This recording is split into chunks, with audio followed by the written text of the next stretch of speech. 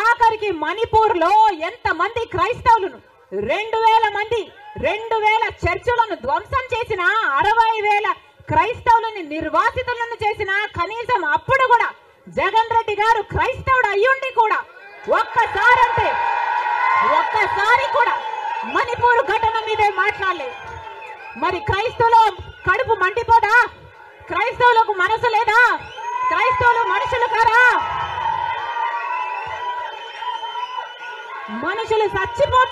మనుషులు చచ్చిపోతున్నా మీరు పట్టించుకోకుండా బీజేపీకి మద్దతు ఇస్తున్నారంటే మీరు మనుషులు అవునా కాదా?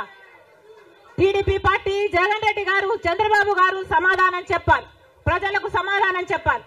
మళ్ళీ చెప్తున్నాం, ఆంధ్ర రాష్ట్రంలో ప్రజలందరినీ హెచ్చరిస్తున్నాం. బీజేపీ పార్టీకి, టీడీపీ పార్టీకి, వైసీపీ పార్టీకి పొత్తులు ఉన్నాయి. అవి మన కంటికి కనిపించినా కనిపించకపోయినా పొత్తులు ఉన్నాయి. గత 5 సంవత్సరాలుగా చూసాం. టీడీపీ ఎంపీలైనా, వైసీపీ ఎంపీలైనా బీజేపీకే మద్దతు ఇచ్చాయి. ప్రతి అంశంలో వాళ్ళ పక్కన నిలబడ్డారు. ఆఖరికి మణిపూర్ అంశంతో సహా బీజేపీ పార్టీకి తెలుగుదేశం పార్టీ, వైసీపీ పార్టీ మద్దతు ఇచ్చిన మాట వాస్తవం. మళ్ళీ ఆంధ్ర రాష్ట్ర ప్రజలు వైసీపీకి ఓటేసినా అది బీజేపీకే పడుతుంది.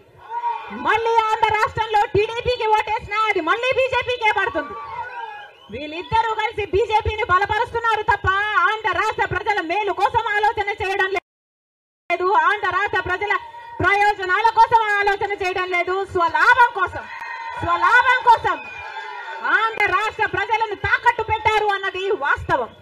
వైసీపీ ముఖ్యమంత్రి జగన్ రెడ్డి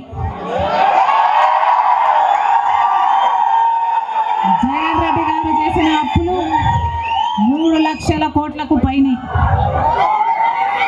మొత్తంగా ఈరోజు అప్పులు 6.5 లక్షల కోట్లు.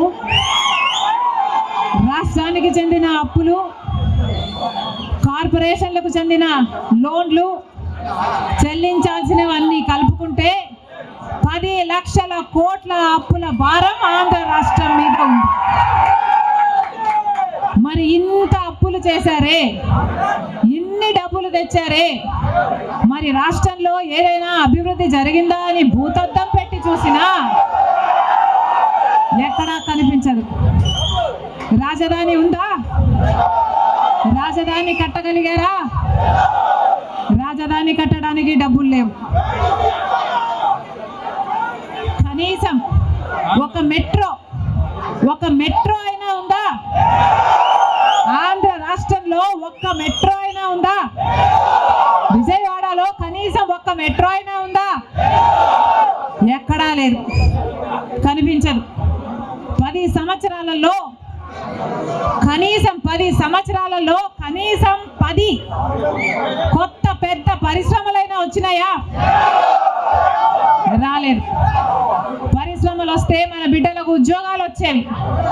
వచ్చినాయా మన బిడ్డలకు ఉద్యోగాలు? రాలేదు. కనీసము రోడ్లు వేసుకోవడానికి కూడా డబ్బులు లేవు ఆంధ్ర రాష్ట్రంలో. పరిశ్రమలు వస్తే మన బిడ్డలకు ఉద్యోగాలు వస్తాయి. కానీ 10 సంవత్సరాలైనా స్పెషల్ స్టేటస్ మాత్రం ఆంధ్ర రాష్ట్రానికి రాలేదు అనడం కంటే పాలకులు తేలేకపోయారు అంటాము కరెక్ట్.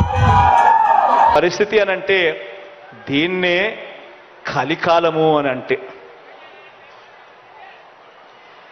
ఏ మంచి చేయకపోయినా కూడా, ఏ స్కీములు కూడా ఆయన అమలు చేయకపోయినా కూడా కేవలం మోసాలే ఆయన చేసినప్పటికీ కూడా చంద్రబాబుకేమో స్టార్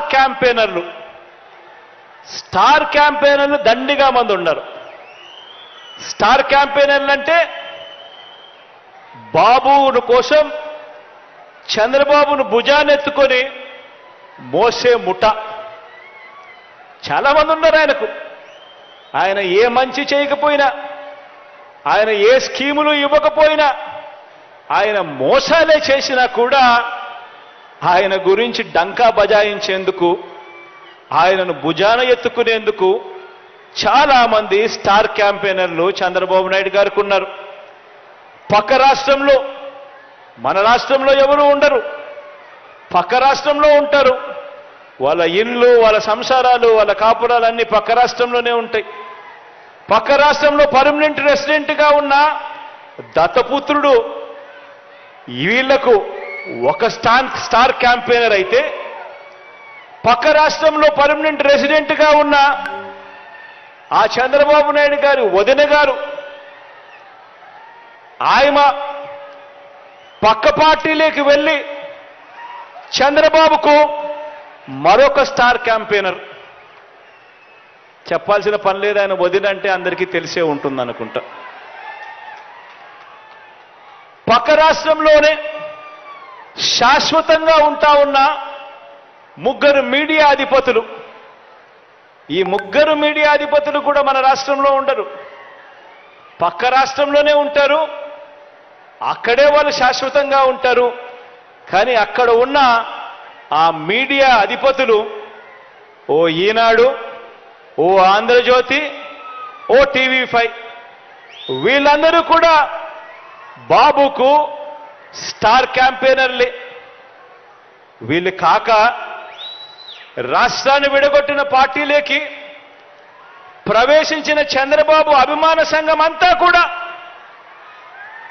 చంద్రబాబును జాకీ పెట్టి ఎత్తేందుకు కష్టపడుతూ ఉన్న ఇంకొంతమంది స్టార్ క్యాంపెయినర్లు, వీళ్ళంతా కూడా చంద్రబాబు నాయుడు గారికి తోడుగా ఉన్నారు.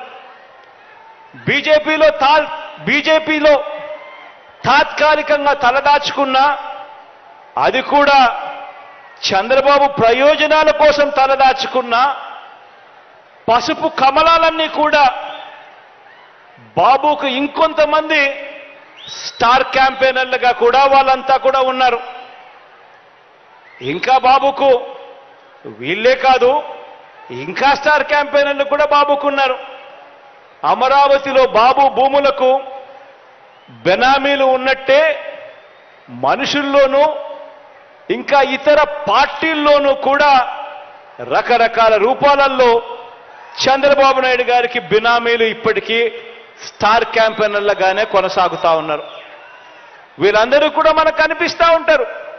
టీవీ లాంచ్ చేస్తే విశ్లేషకులు వీళ్ళే అని చెప్పి విశ్లేషకుల పేరు మీద కూడా వీళ్ళు కనిపిస్తారు, వేదికల పేరు మీద కనిపిస్తారు. మేధావులని చెప్పి వీళ్ళంతటి వీళ్ళే చెప్పుకుంటూ మేధావుల పేరు మీద కూడా వీళ్ళే కనిపిస్తారు. రకరకాల స్టార్ క్యాంపెయినర్లు బాబు కోసం వీళ్ళందరూ కూడా పనిచేస్తారు. కారణం దోచుకోవడం, దోచుకున్నది పంచుకోవడంలో వీరందరూ కూడా భాగస్వాములే. కానీ ఆశ్చర్యం ఏమిటో తెలుసా? ఏ అభివృద్ధి కూడా చేయని వారికి, ప్రజలకు ఏ మంచి కూడా చేయని వారికి, ప్రజలకు మోసాలే చేసిన వారికి, ఈ రాష్ట్రానికి కూడా అన్యాయం చేసిన వారికి ఇంతమంది స్టార్ క్యాంపెయినర్లు ఉన్నారు. కానీ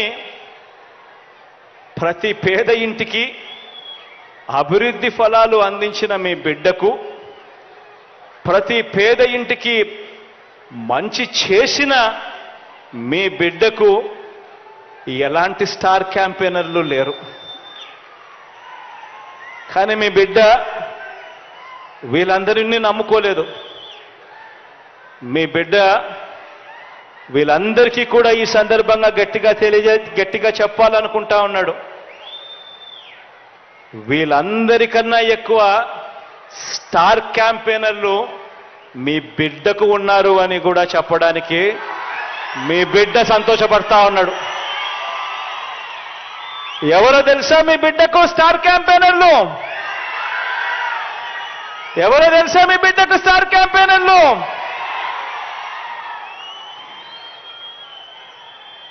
ఈ జెండాలు జతకట్టిన వారంతా కూడా అనుకుంటున్నారు మీ బిడ్డకు స్టార్ క్యాంపెయినర్లు లేరని.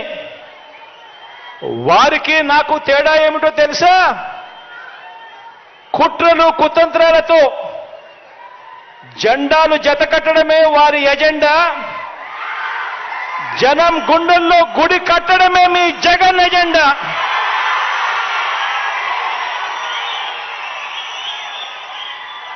కాబట్టి వారికి భిన్నంగా నాకున్నంత మంది స్టార్ క్యాంపెయినర్లు దేశ చరిత్రలోనే కాదు, రాజకీయ చరిత్రలోనే ఎవరు కూడా ఉండరు అని చెప్పి కూడా ఈ సందర్భంగా తెలియజేస్తా ఉన్నాను. ఎవరో తెలుసా మీ బిడ్డకు స్టార్ క్యాంపెయినర్లు? ఆ మంచి జరిగిన ఆ ప్రతి ఇల్లు, మీ బిడ్డ ప్రభుత్వం వల్ల మంచి జరిగిన ఆ ప్రతి ఇల్లు, మీ బిడ్డ ప్రభుత్వం వల్ల మంచి జరిగిన ఆ ప్రతి ఇల్లు, ఆ ప్రతి ఇంట్లో ఉన్న నా అక్క చెల్లెమ్మలందరూ కూడా మీ బిడ్డకు స్టార్ క్యాంపెయినర్లే.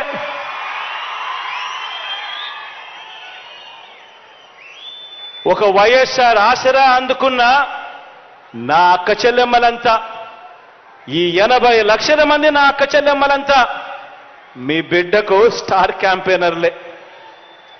ఒక 0 వడ్డీ అందుకున్న 1 కోటి మందికి పైగా ఉన్న నా అక్క చెల్లెమ్మలంతా మీ బిడ్డకు స్టార్ క్యాంపెయినర్లే.